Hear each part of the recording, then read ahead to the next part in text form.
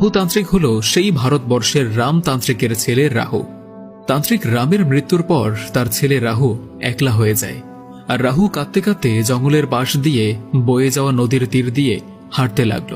ক্ষুধার্ত রাহু ক্লান্ত শরীর নিয়ে একটা গাছের গোড়ের উপর বসে রইল। কখন যে ঘুমিয়ে পড়ল তার খেয়াল নেই। তখন কারো স্পর্শে রাহুর ঘুম ভেঙে যায়। একজন ফকির রাহুকে জিজ্ঞাসা করল, তুমি কে? আর এই গহীন জঙ্গলে তুমি একলা কি করো? তোমার বাড়ি কোথায়? তোমার বাবা মা কে?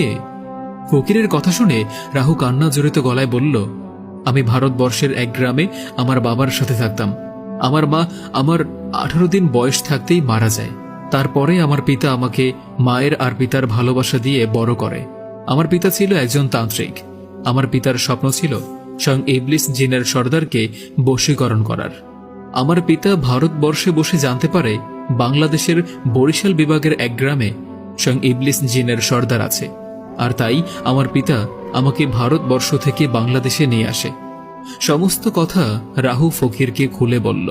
ফকির রাহুর কথা শুনে রাহুর দিকে মমতা ভরা চোখ দিয়ে তাকিয়ে বলল, তুমি চিন্তা করো না রাহু, আজ থেকে তুমি আমার সাথে এই জঙ্গলেই থাকবে। আমিও তোমার বাবার মতো, আমিও একজন তান্ত্রিক। আমার নাম কালীঘোষ তান্ত্রিক। আজকে থেকে তুমি আমার কাছে থাকবে, আর তোমার পিতার যে ইচ্ছেগুলো পূরণ হয়নি সেগুলো তোমাকে পূরণ করতেই হবে, তবেই তোমার পিতার আত্মা শান্তি পাবে। রাহু তো জানত তার পিতার একটাই ইচ্ছা ছিল, স্বয়ং ইবলিস জিনের সর্দারকে বশীকরণ করা। তখন থেকেই রাহু তার পিতার ইচ্ছাগুলো নিজের করে নিতে লাগলো। ছোট রাহু তান্ত্রিক কালীবোসকে বলল, আমি আমার পিতার হত্যার চরম প্রতিশোধ নিতে চাই, আর আমি আমার পিতার অইচ্ছার স্বপ্নগুলো পূরণ করতে চাই। তখন কালীবোস তান্ত্রিক রাহুকে বলল, তোমার পিতার স্বপ্ন পূরণ করতে তোমাকে কঠোর থেকে কঠোর পরিশ্রম করতে হবে। তান্ত্রিক কালীবোস রাহুকে বলল, তুমি এখন অনেক ক্লান্ত, চলো আমার সাথে আমার কুটিতে। তান্ত্রিক রাহুকে কিছু খাবার খেতে দিয়ে বলল, খাবার খেয়ে বিশ্রাম নিতে, কালকে থেকে তোমার শিক্ষা শুরু হবে। অন্যদিকে তান্ত্রিক রামের মৃত্যুর পর গ্রামের মানুষ ভাবল তাদের উপর থেকে বিপদ চলে গিয়েছে। পরদিন সকালে তান্ত্রিক কালীবোস রাহুকে বলল, আজকে হলো আমাদের তান্ত্রিকের একটা বিশেষ রাত। এই রাতে অনেক অনেক তান্ত্রিক তাদের ক্ষমতা বৃদ্ধি করে। আজকের এই রাতে তোমাকে একটা কাজ করতে হবে।